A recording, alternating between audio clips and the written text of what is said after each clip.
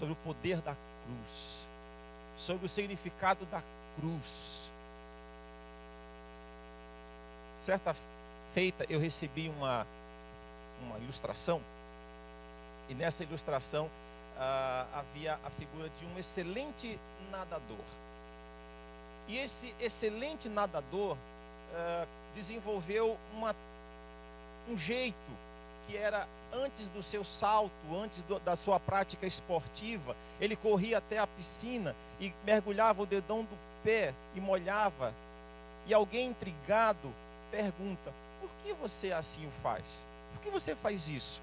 Eu percebo que todas as vezes antes do salto você vai até a piscina e mergulha o dedo do pé. O nadador, sorrindo, respondeu: há alguns anos eu era um professor de natação e eu os ensinava a nadar e a saltar do trampolim.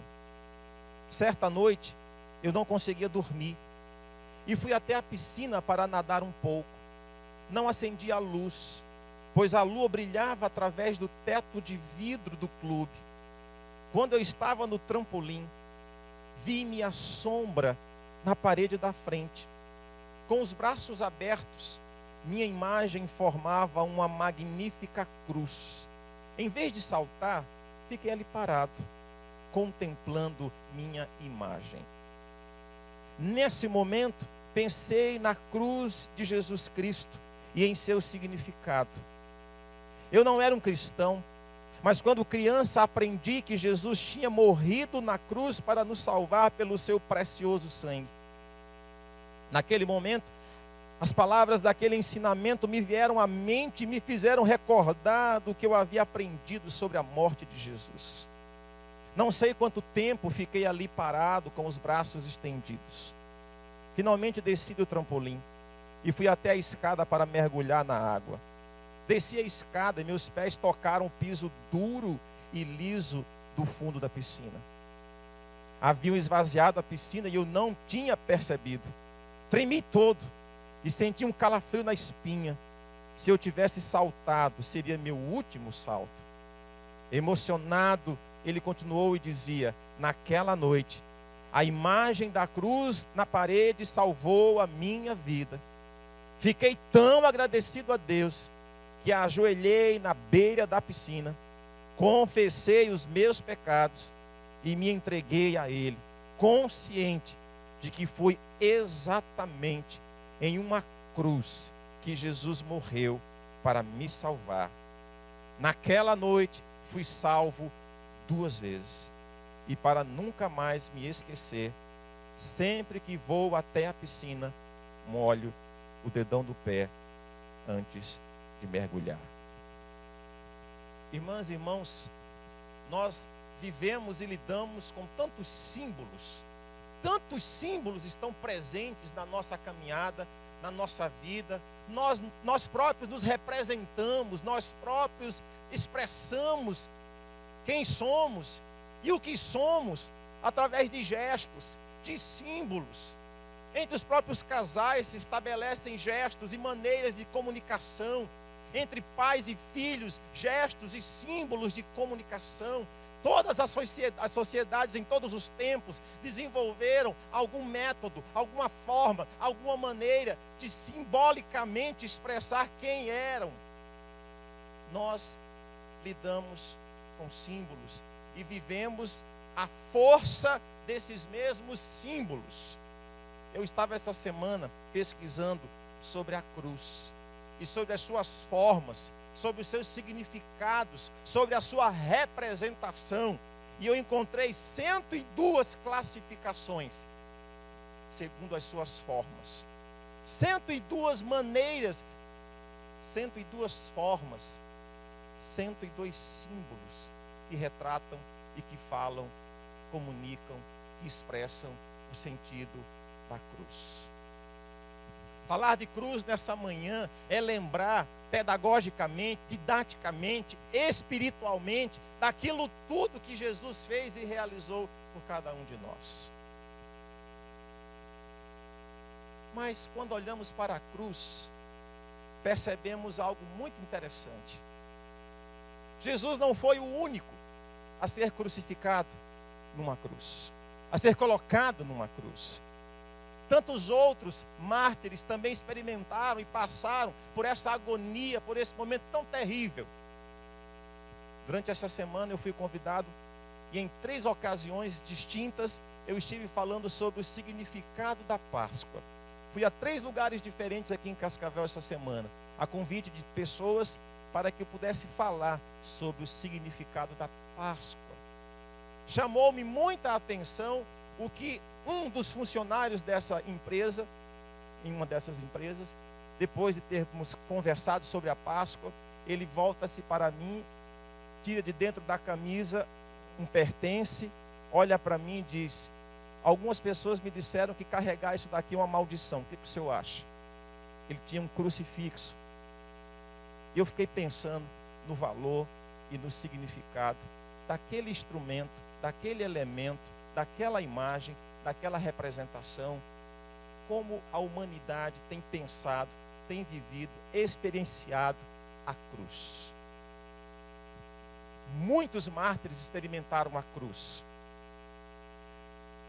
Lendo um pouco da história da igreja, eu encontrei a história de uma mulher chamada Blandina. A Blandina, no século II, no ano de 172, junto com outros mártires, foi levada porque havia uma perseguição religiosa e muitos foram levados para a tortura.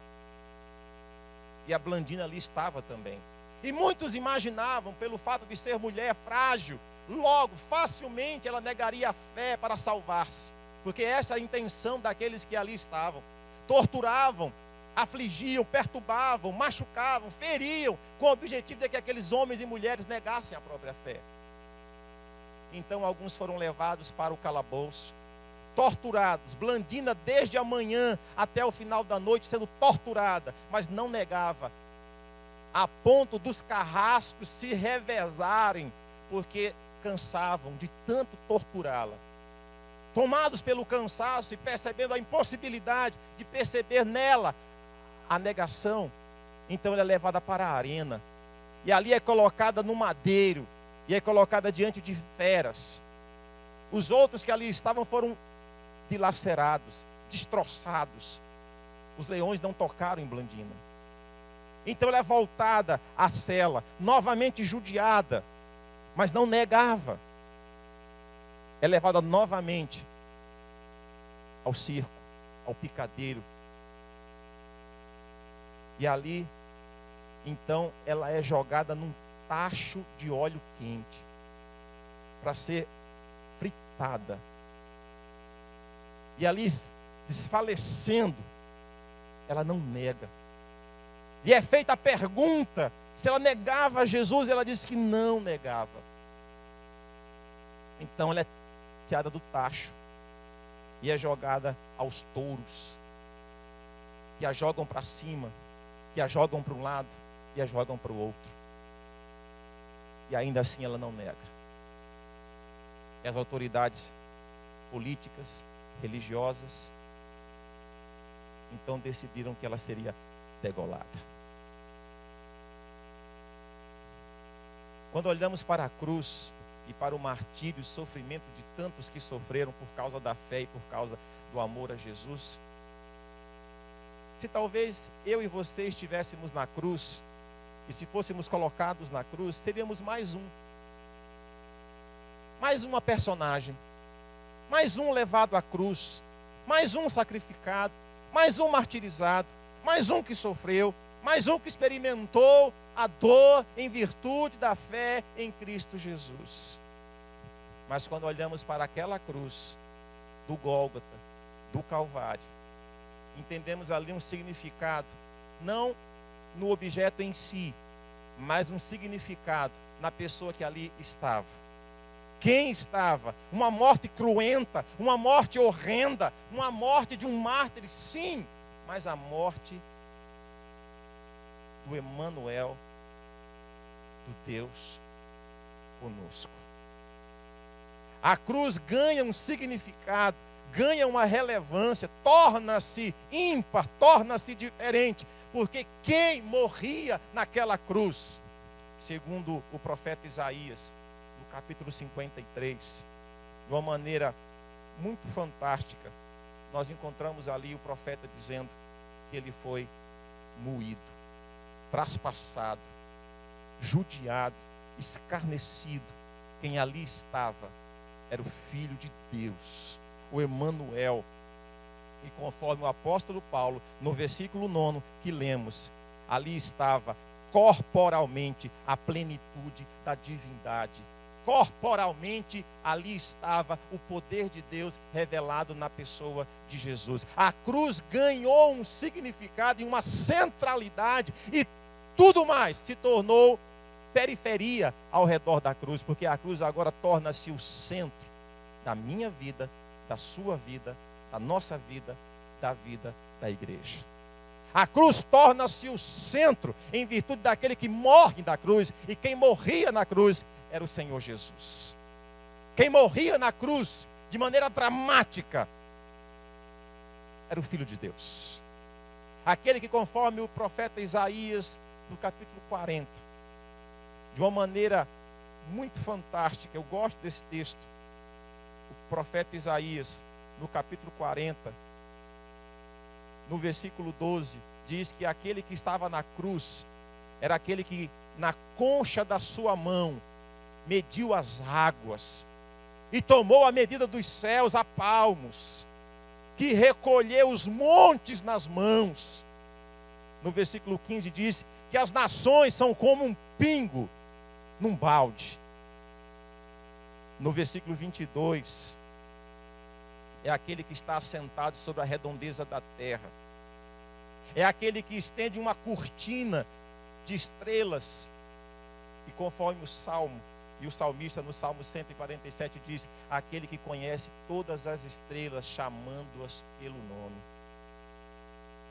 E no versículo 26 é dito, aquele que tem força e poder e conhece todas as coisas. Quem ali morria, quem ali estava, quem ali se oferece, quem ali se sacrifica, o Senhor Jesus. A cruz se tornou o mais significativo evento da humanidade.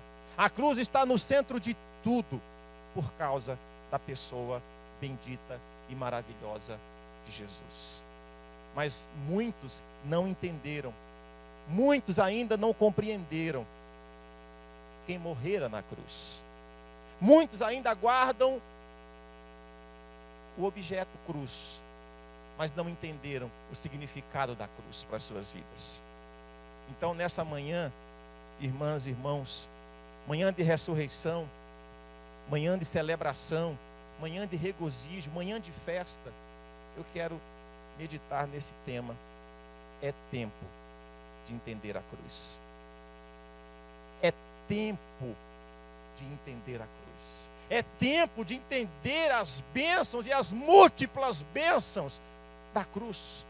É tempo de entender a essência, a essencialidade da significância da cruz nas nossas vidas. É tempo, é momento, é chegado a hora, a oportunidade é hoje. Chegou o momento de pensarmos e de levarmos a mensagem do significado da cruz para aqueles que ainda não a entenderam. Irmãs e irmãos, entre tudo aquilo que o apóstolo Paulo escreve na carta aos Colossenses, eu gostaria que você guardasse essa primeira verdade. O que Jesus estava fazendo na cruz. O que Jesus fizera na cruz. O que Jesus realizara na cruz. Conforme o versículo 14.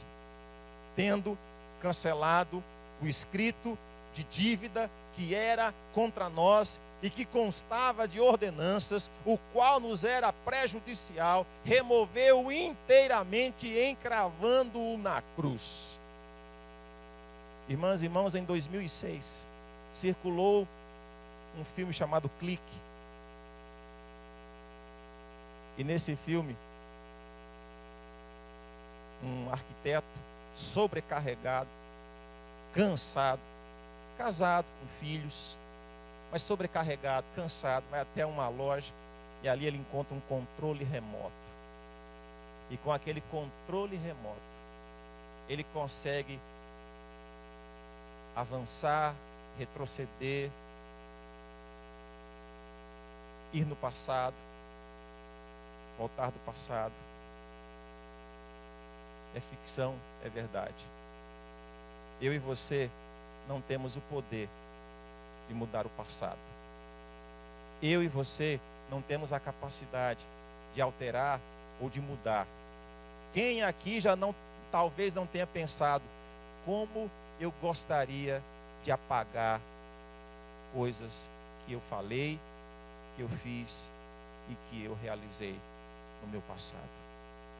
Como eu gostaria de voltar no passado para apagar, para não falar, para não fazer, para não realizar. Quantos de nós talvez, e quantos outros que aqui não estão, quantos outros na humanidade já pensaram assim? E vivem uma vida enferma, adoecida, doente, porque ainda não entenderam o que Jesus foi fazer na cruz. E o que Jesus foi fazer na cruz? Jesus estava tratando do maior problema do homem. Na cruz, Jesus tratou e resolveu o maior problema do homem.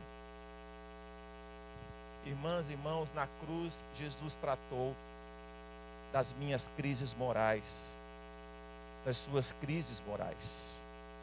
Jesus tratou dos meus débitos, dos teus débitos impagáveis. Jesus tratou da dívida humana. Jesus tratou da dívida ética, moral, espiritual. Jesus tratou das minhas e das suas incoerências. Jesus tratou da culpa que assevera e que massacra a vida de muitos.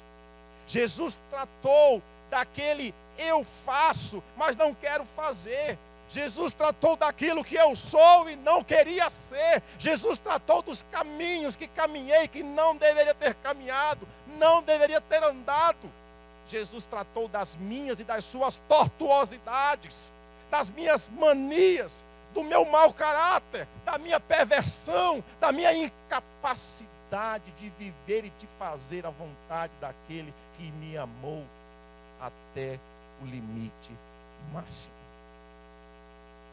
Jesus estava tratando na cruz do maior problema da humanidade. Jesus na cruz tratou do pecado, da culpa, da condenação. Jesus tratou de mim e de você. Irmãs e irmãos, o apóstolo Paulo, nesse texto lido, diz que havia um escrito de dívida. Havia algo impagável, havia algo que não haveria possibilidade alguma de ser saldada.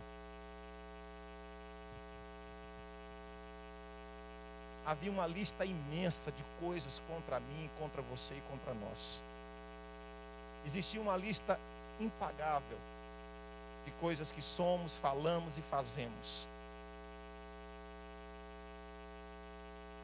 E é assim que a humanidade tem caminhado, sem saber lidar com esse grave, real e perigoso problema chamado pecado.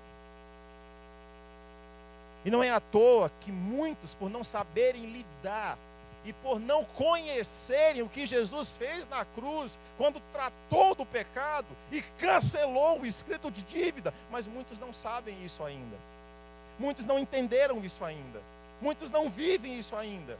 E porque não compreenderam, e porque não entenderam, estão se emburacando, muitas vezes no álcool, muitas vezes nas drogas, muitas vezes na perversidão, muitas vezes por caminhos tão perigosos. Porque há um gotejamento e um latejamento, há um pulsar, há um vazio, há um buraco imenso dentro da alma e dentro do ser do homem e do humano. Há uma angústia que grita na alma, na mente e no coração do humano, do homem que não entendeu o que Jesus foi fazer na cruz.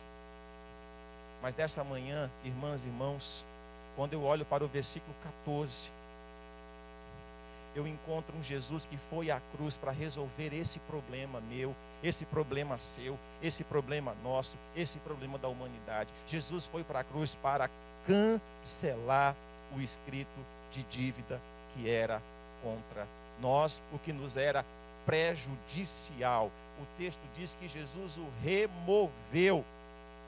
E aí, se você lembra daquilo que Jesus brada na cruz do Calvário, ele diz: está consumado. A dívida está paga. Eu liquidei a fatura.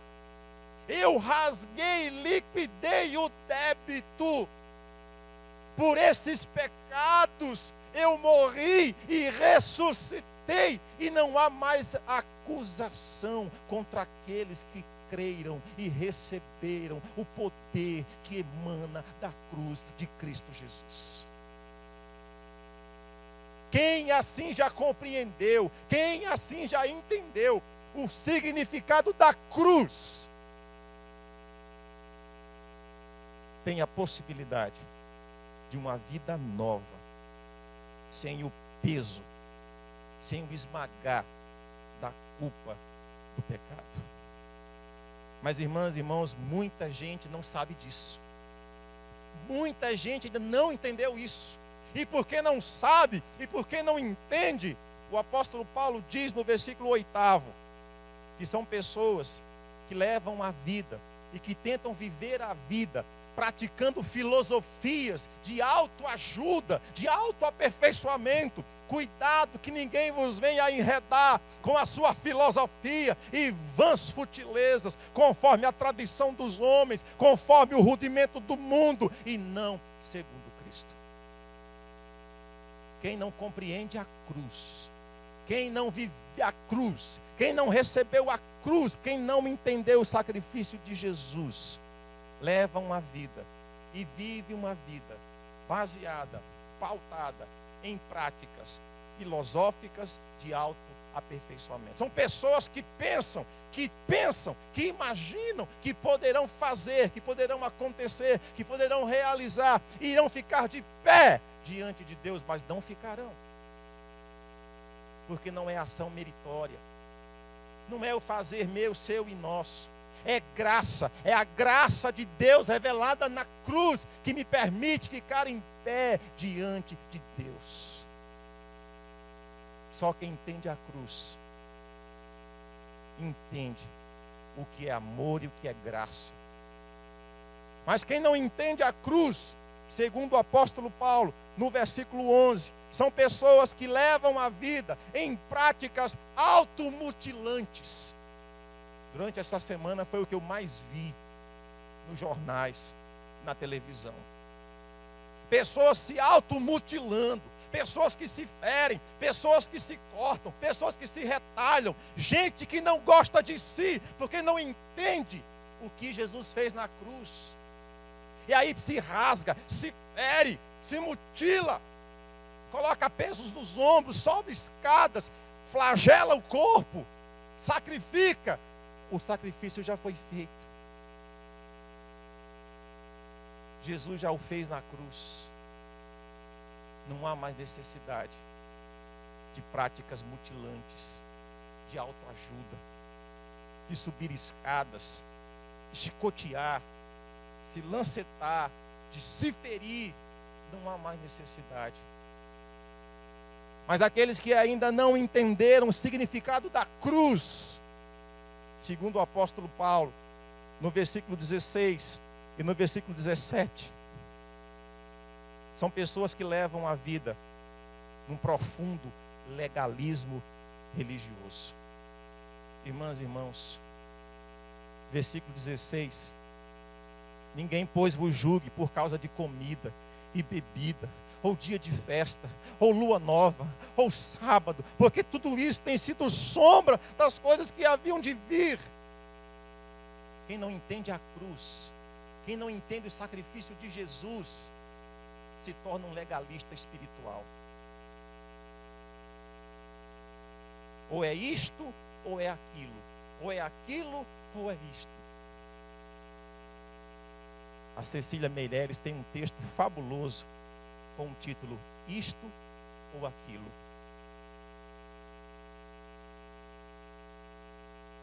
Quem não entende a cruz torna-se um legalista do ponto de vista religioso.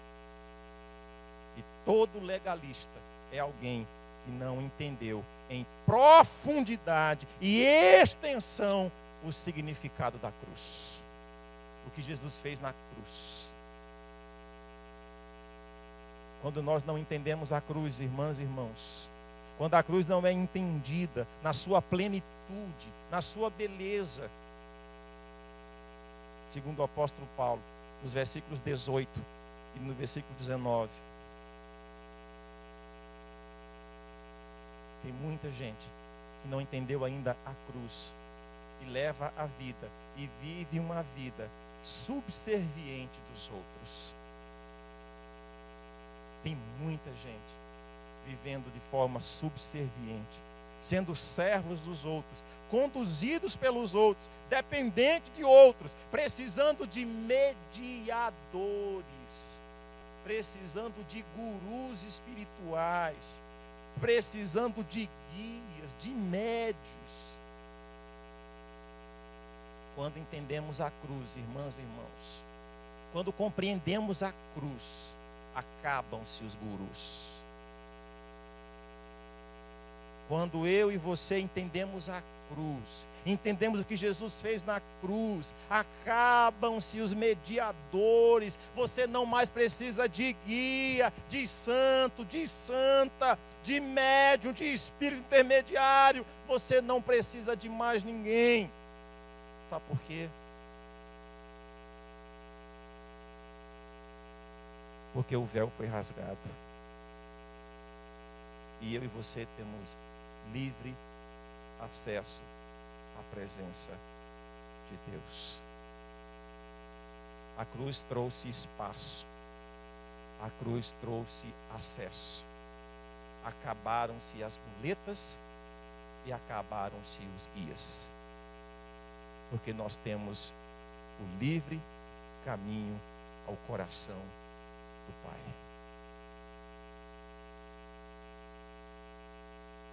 Uma certa empresa precisava enviar um funcionário para um outro lugar, num processo de expansão e de crescimento da empresa. E aí foi chamado um moço muito capaz, muito adequado para aquele perfil e para aquela jornada. Só havia uma condição.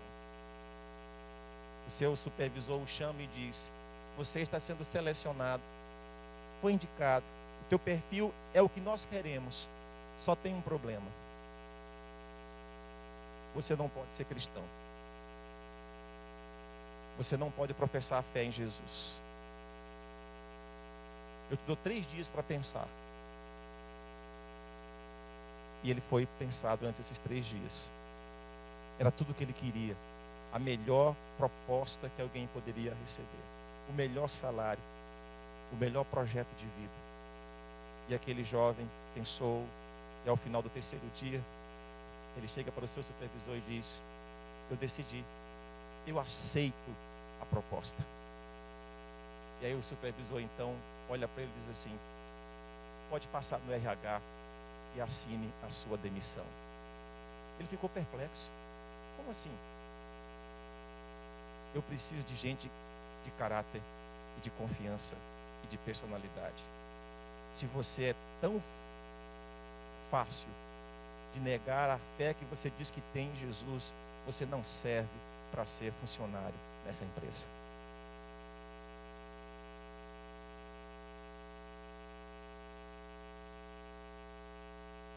Quando entendemos a cruz, nós assumimos uma identidade de fé que nada e nem ninguém poderá nos roubar. Em segundo lugar, o apóstolo Paulo me ensina uma verdade fantástica e maravilhosa. A primeira é que Jesus tratou na cruz do maior problema meu, seu e nosso.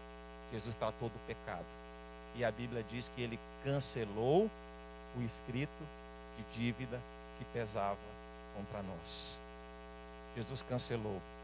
A dívida está paga. O meu, teu, o nosso pecado está perdoado. Eu não preciso mais de autoajuda. Eu não preciso mais de automutilação, de autoflagelação.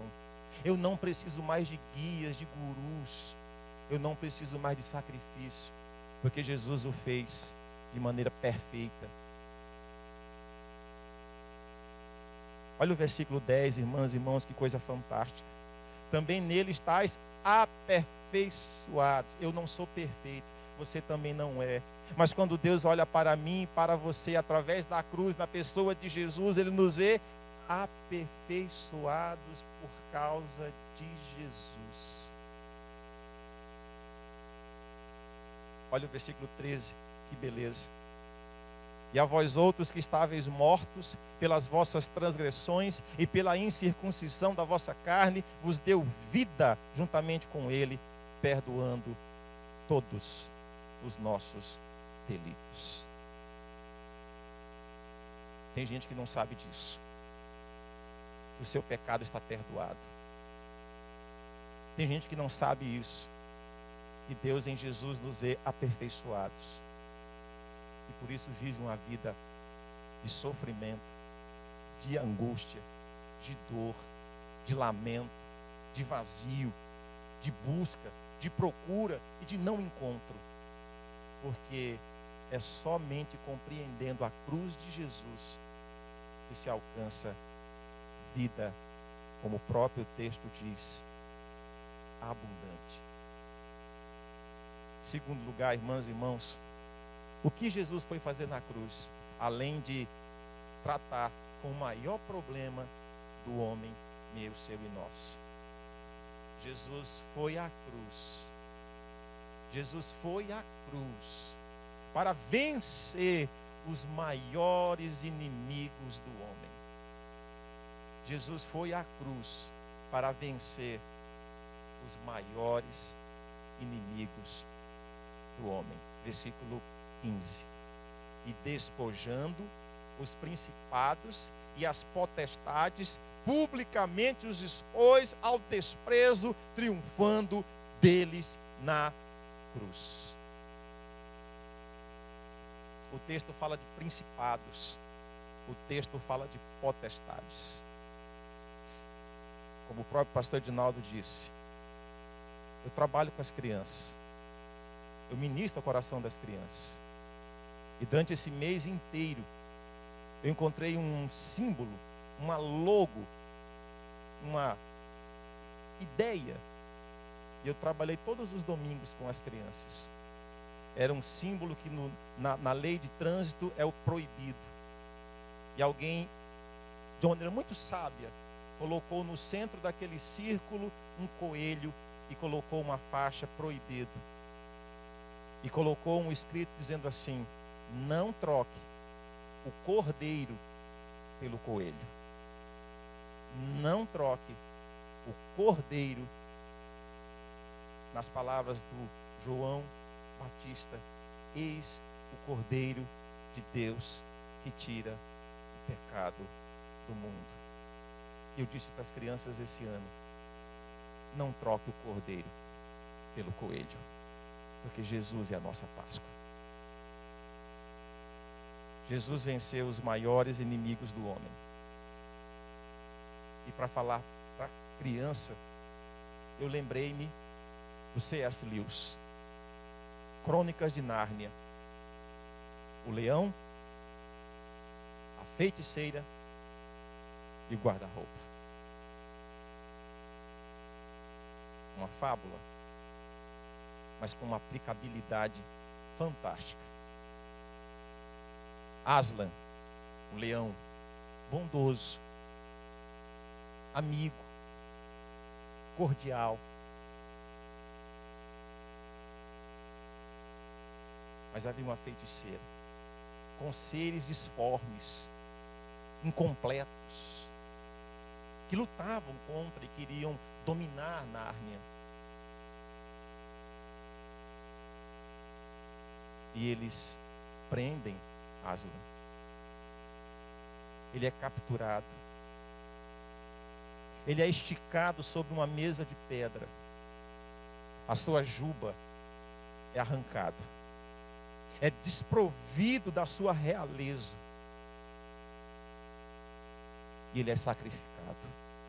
Os amigos estão de longe, atrás das árvores, escondidos com medo. E distante olham. E distante sofrem e choram. Porque pensaram que Aslan havia morrido. Que a feiticeira havia vencido. Que o mal havia vencido. Que o inferno havia vencido. Mas para a surpresa de todos, ao terceiro dia, a mesa de pedra, crack, quebra-se. Enquanto a feiticeira e os seus seguidores realizavam um carnaval da morte, eis que Aslan, como o pastor Edinaldo leu no texto de Coríntios hoje, ele pula, esmagando aqueles que festejavam a morte para celebrar a vida. E os amigos de Aslan, sem entender muita coisa, perguntam: nós te tínhamos como morto. E ele disse: eles esqueceram que existe uma lei, que aqueles que se colocam justos, rétegros, íntegros, não são vencidos pela morte, mas são devolvidos para gerar vida na vida de outras pessoas. De uma maneira muito interessante, C.S. Lewis está falando do leão de Judá, da raiz de Davi, está falando de Jesus. Irmãs e irmãos, existem, é verdade, eu não nego, a Bíblia não negou, existem principados, existem potestades, existem dominadores das regiões, eles existem. Existem governantes de nações, de regiões, de cidades, instituições, chamados de vários nomes, chamados de Exus, tranca-ruas, Zé Pilintra, demônios, pombagira, que atuam no Brasil, no mundo. Mas eu não posso deixar de te falar nessa manhã. Você que aqui está, você que me ouve, você que me ouvirá em outras ocasiões, que essa mensagem é gravada. O texto diz: despojando-os os principados e as potestades, publicamente os expôs ao desprezo, triunfando deles na cruz. Essas principados, essas potestades, só agem e só atuam na vida daqueles que não sabem que eles já foram despojados. Principado e potestade só tem poder na vida daqueles que não entenderam a cruz, que não receberam a cruz, que não vivem a cruz, que não experimentaram a graça, que não receberam Jesus. Mas, irmãs e irmãos, no momento em que o homem entende o poder da cruz, recebe a graça de Jesus, não há principado, não há potestade, as portas do inferno não prevalecem. Porque despojados já foram, vencidos já foram, derrotados estão pela graça e pelo poder de Jesus. Quando eu e você entendemos a cruz, nós não temos mais medo do mal. O mal não nos causa mais pavor nem pânico. Jesus já saqueou as forças do inferno. Eu e você podemos andar em vitória. Entender a cruz é entender a vitória de Deus, da pessoa de Jesus, sobre principados e potestades.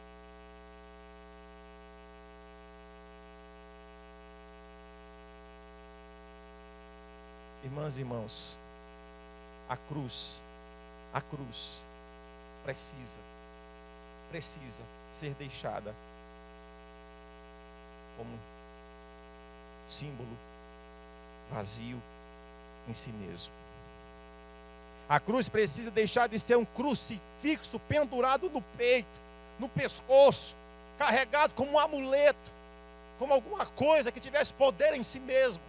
Não tem, não há razão de ser. A cruz precisa urgentemente de ser deixada somente como um símbolo. Ela não é somente um símbolo. Ela não é só um simbolismo de um fraco cravado e pregado na cruz. Não. A cruz é vitória de Deus sobre todo e qualquer inimigo, sobre o diabo, sobre o inferno. Um grupo que eu admiro, gosto muito, o Ministério Koinonia de Louvor, escreveu uma música que dizia assim, o que diz assim: o diabo tremeu, Jesus veio ao mundo, desafiou as trevas e venceu, e com poder e força tomou as chaves da mão do diabo, e o diabo tremeu, e o inferno tremeu. Ó Satanás, tu tremestes, e até hoje tu tremes. Jesus já venceu lá na cruz. Se tu quiseres ser um vencedor, como Cristo foi e é só tu creres agora, pois esta vitória Cristo também te deu. O que Jesus também foi fazer na cruz? Ele foi vencer todos os inimigos do homem. Não sobrou nenhum. Todos foram vencidos. Foram levados à praça pública e declarados derrotados. E derrotados estão em nome de Jesus. Nesta manhã, falar da ressurreição, falar da vida de Jesus, como eu digo para as crianças, falar do viver de novo de Jesus, é entender que Jesus foi à cruz para vencer o maior problema do homem, o pecado. Jesus foi à cruz para vencer todos os nossos inimigos, não sobrou nenhum. Hoje eu posso andar e você pode andar e nós podemos andar em vitória por causa do sacrifício, da vitória de Jesus na cruz. Que Deus nos dê esse entendimento e essa compreensão e nos faça defender a cruz de Jesus e levar essa mensagem para salvar vidas que ainda não compreenderam e ainda não entenderam e tão somente têm a cruz como um símbolo vazio em si mesmo. A cruz não é isso para nós. A cruz representa a graça de Deus, o amor de Deus e a vitória de Jesus. E que essa vitória seja celebrada e seja compartilhada com muitas e muitas e muitas e muitas pessoas. Não apenas em Cascavel, mas aonde nós estivermos, que realmente nos ergamos para falar do que Jesus foi fazer na cruz, porque o que Ele fez na cruz mudou a minha, a sua e a nossa história. Que Deus nos abençoe, em nome de Jesus. Pastor de novo. Vamos ficar em pé, queridos. Vamos colocar em pé na presença do Senhor. Nós vamos orar, encerrando o culto desta manhã. Lembrando que hoje à noite, 19 horas, temos o musical de Páscoa. Musical lindo, bem preparado, será apresentado hoje à noite. Depois trarei uma mensagem em breve também para finalizar o culto. À noite, 19 horas. Obrigado por ter vindo essa manhã. Vamos orar, em seguida darei a bênção apostólica. Querido Deus, obrigado. Obrigado ao Pai por esta manhã. Obrigado que ouvimos a Tua palavra sobre a mensagem da cruz. Que possamos, ó Deus, sermos gratos a Ti, agradecidos ao Senhor por tudo aquilo que o Senhor fez por nós, lá na cruz do Calvário. Obrigado, Senhor, porque a cruz está vazia. Obrigado, Senhor, porque o túmulo está vazio. Ele ressuscitou, Ele vivo está. Por isso a nossa fé, ela não é vã, nossa fé é verdadeira, ela é forte, ela é operosa, Senhor. A nossa vida é maravilhosa, abençoada. Que que caminhamos com Cristo vivo e ressurreto, que tem nos dado a direção, a condução, que tem nos mostrado ao Pai o caminho a seguir dia após dia. Pai querido, Pai eterno, Pai amado, obrigado por cada irmão e irmã que saiu da sua casa, do seu lar e veio prestar culto ao Senhor nesta manhã. Que a Tua palavra tenha falado ao coração de cada um, Senhor. Cada um de nós possamos sair daqui agradecidos ao Senhor por tudo e em tudo, em nome de Jesus. Obrigado pela vida do pastor Alexandre. Continue abençoando, continue fortalecendo, continue, ó Deus, ungindo à frente do ministério infantil desta igreja, que possa continuar ensinando nossas crianças, nossos pequenos, o caminho do Senhor, a palavra do Senhor, Pai, em Cristo Jesus, o Senhor. Pai, abençoe aqueles que nesse dia, eu peço mais uma vez, estão voltando para Cascavel de viagem, Senhor. Proteja-os nas estradas, guarda-os, ó Deus, nas estradas, livra-os, ó Deus, de todo e qualquer perigo, de todo e qualquer acidente, que venham empolgados, venham refeitos, ó Deus, após um período de descanso, para continuar te louvando, te bendizendo, celebrando ao teu nome, trabalhando, ó Deus, fazendo a tua vontade em nome de Jesus. Pai, prepara-nos para o culto da noite, Senhor, que seja um culto realmente memorável. Unja cada voz do coral, Senhor, cada corista, cada pessoa que vai fazer parte do culto hoje à noite, que seja tomado pelo Espírito Santo do Senhor, cheio do poder do Senhor, Pai. E a canção no fluir do Espírito Santo venha tocar em cada coração. Dá-nos a iluminação do alto, a entrega da mensagem também, ó Pai, em nome do Senhor, para que em tudo o Senhor seja tremendamente glorificado e exaltado. Essa é a nossa oração. Obrigado, meu Deus, por tudo. Obrigado pelos visitantes que estão aqui nos honrando com a presença. Que as suas necessidades, todas elas, sejam supridas na pessoa bendita do Senhor Jesus Cristo. Que encontre aqui um lugar prazeroso de estar, um lugar acolhedor, onde irmãos possam abraçá-los, respeitá-los e abençoá-los em nome de Jesus, Pai. É a oração que lhe fazemos em Cristo Jesus. E agora, amados, que a graça do Senhor Jesus Cristo, maravilhoso eterno amor de Deus nosso Pai, a comunhão e as consolações do Espírito Santo, repouse sobre cada um dos amados, hoje, agora e para todo sempre, em nome do Senhor Jesus. Amém, Senhor. Dê um abraço ao seu lado, meu amado. Nós vamos à porta. Dê um abraço ao seu lado. Deus a todos abençoe.